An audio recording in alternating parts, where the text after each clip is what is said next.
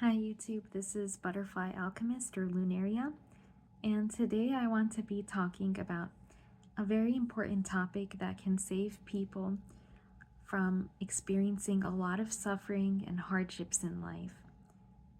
I really care about our community, and that's why I'm putting this out there.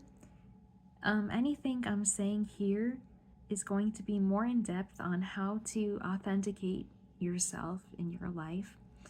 And I suggest taking it slowly because it will be a little bit overwhelming if you go too fast with what I'm going to share. So I really hope sincerely this helps. So the first thing is recognizing you may very well not actually be authenticating your true self right now. In fact, I would say many of us are not in an authenticated place. Why do I say that? There are a lot of challenges in life that prevent us from becoming authenticated. We experience pressures from very early on about the types of people we're meant to be and the types we are not.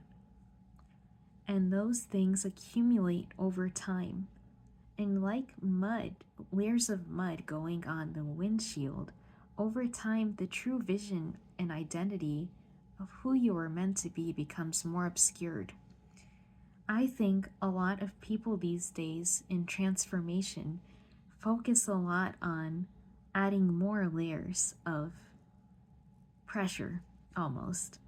Like talking about getting wealthy, like I said, annoys me when I hear that kind of stuff as like a main goal in life, or just goals that are not hitting something that I think is critical we as a society address. And that is that we are covering our wounds with more pressures coming from the same wounding. And what I mean by that, many of us have been wounded feeling like we are not enough. So society throws at us a bunch of things telling us to feel more enough, recognize you're still not enough. How is that healing the core wounding going on with our psyches? I want to present something different in this world, and that is that the person and base form of who you are was always enough. Some of us are outgoing, some of us are shy, some of us are analytical, some of us are whimsical, some of us are both, some of us are other things. And just like different flowers in the garden, variety is what makes it bloom beautifully. So now that we have that out of the way, why should you listen to me? And what I'm going to share are specific steps to authenticating yourself. Well, I would say a big reason is actually from my disability. And why do I say that? I have central autonomic disorder, and when things stress out my heart and soul, or put stress on my body without me even consciously being aware yet, I literally get brain episodes. And I started seeing patterns in what gave me brain episodes and what environments made me heal. And that gave me so much insight into pressures I'd been placing on myself and things I thought were me that my body was now teaching me for the first time were never me, were pressure, were trauma, were feeling insecure from the things people told me. And the thing is, many of those people are not in a state of self-actualizing. Many are actually in an unhealed state, putting others in unhealed states too. So that's why I feel you can trust me with what I'm going to say, because it has been helping even a little bit with my condition. So I want any measure of And more than my physical condition, which is not in my hands, it's been helping my spirit and soul feel more in tune than in a very long time. So I think that's a good reason to hear this out. So, how do you approach then separating out the trauma you and the insecure you and the pressurized expectation ridden you from the you? Again, I'm not an expert. This is just anecdotal from me. So please, for more specific insights, seek out medical providers that can continue this journey with you. But first, I would say generally, when your body feels tension and stress, dis-ease, or too much elevation of adrenaline, those indicate those are not sustainable states for you. They're probably not in alignment with your deepest self. Even good adrenaline-ridden emotions are not really in line with your fully authenticated self, most likely. Why?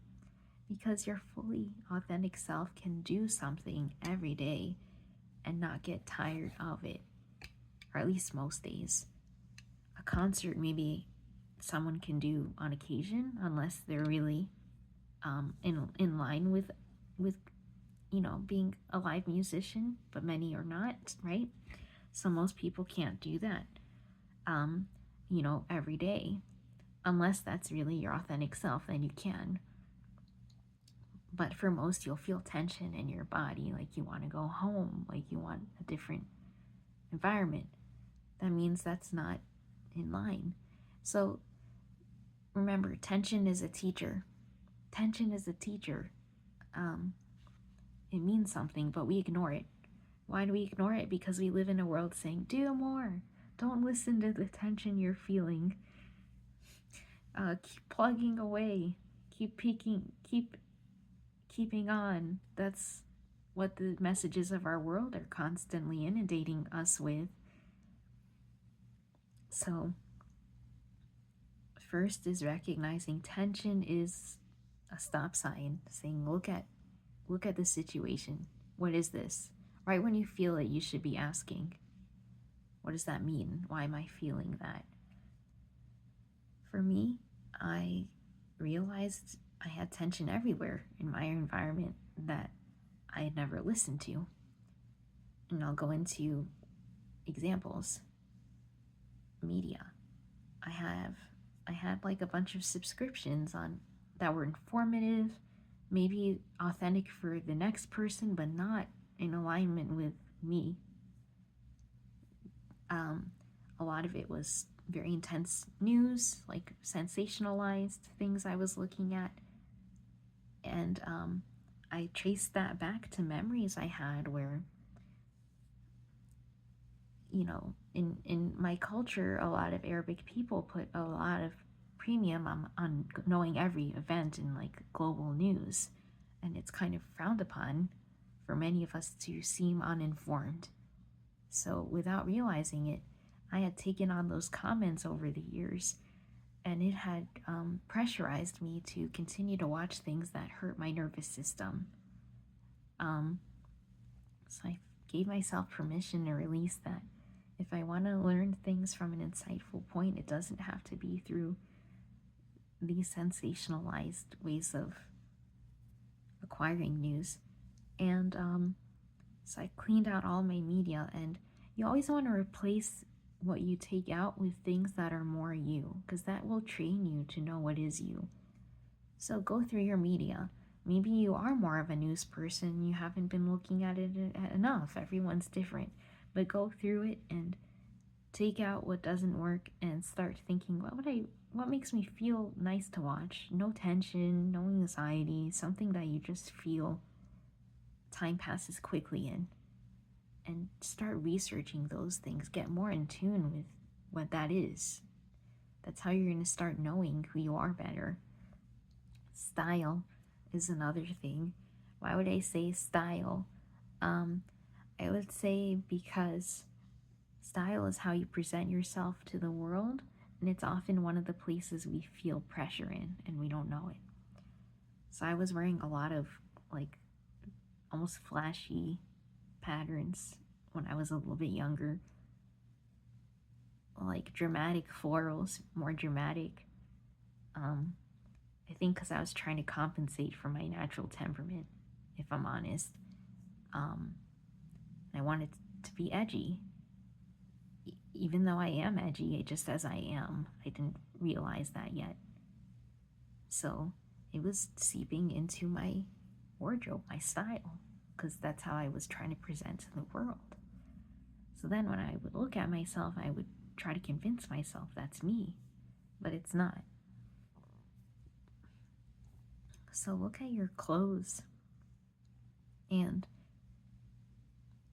does anything, when you look at it, any of those items remind you of bad memories or pressure or tension? That means it's okay to donate those things so that it's given to someone that aligns with it. Or you can repurpose it somehow. But the point is, start looking at everything in your environment.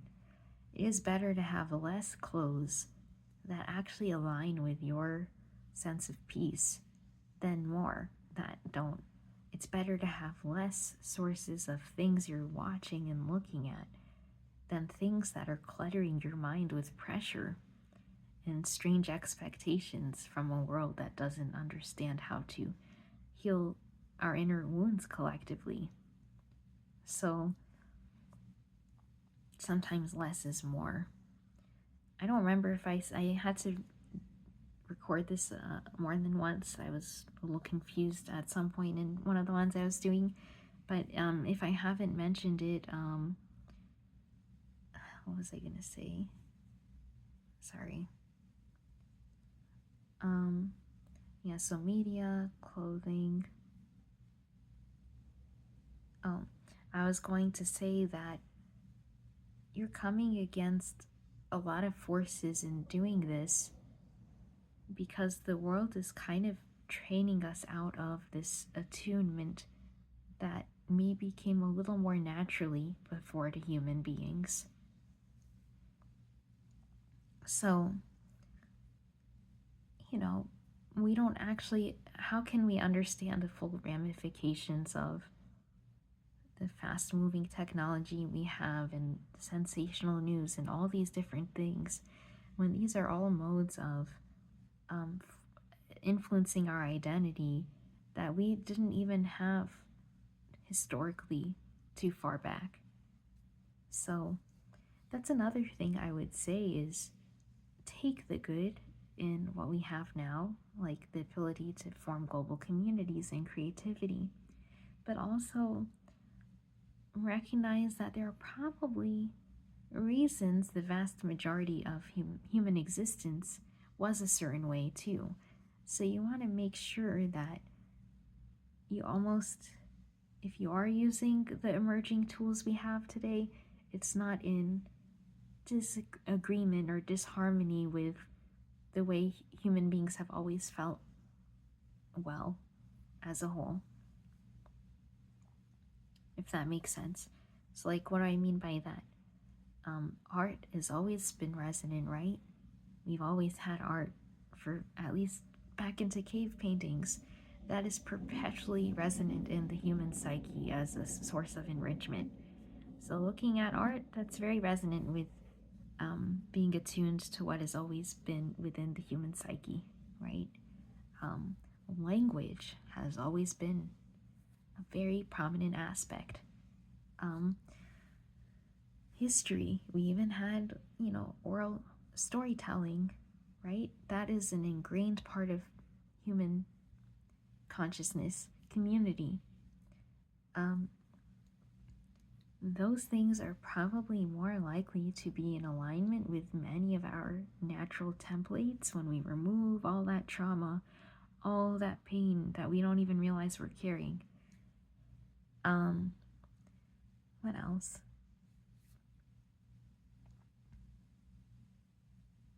Yeah, so history. storytelling, art, music, right? Music is a big one. Community, right? Those are ones I like, but there are many others that I'm not as aware of, like architecture. We always build things, right?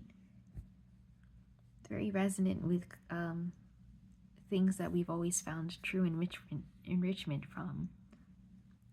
Way far back, we were already trying to create written forms of language to write. So that helps us discern too. We didn't live at a time, most of our history, where we were inundated with constant global news. And I'm not sure our brains are really well adapted to that. So, anyway, so get discerning on your media involvement, the things you're looking at, on your style, on your environment, the things you have in your home, how you decorate things. Is that you? Is that pressure? I know that sounds strange, but I promise this stuff really is sometimes pressure too. You might live in a city and feel like you're supposed to design your home a certain way so that when your friends come over, they see a cool looking home, but it may not even be how you want to decorate anything. We have all these like little pressures we don't even notice. The way you talk, even. Are you talking like yourself, really? Or is it pressure? Do you talk like that with yourself when you're on your own? Or are you talking like that because you want to sound nice and cool to people? That's another pressure. I'm saying it's literally every area you can think of, basically. There's probably pressure involved, as sad as that is. So, anyway, I hope this helps. I just want to save people a lot of time. Remember, the right people for you are going to be happy with the unpressurized version of you and are not going to make you feel like you're not enough. So, I hope this helps. Thanks.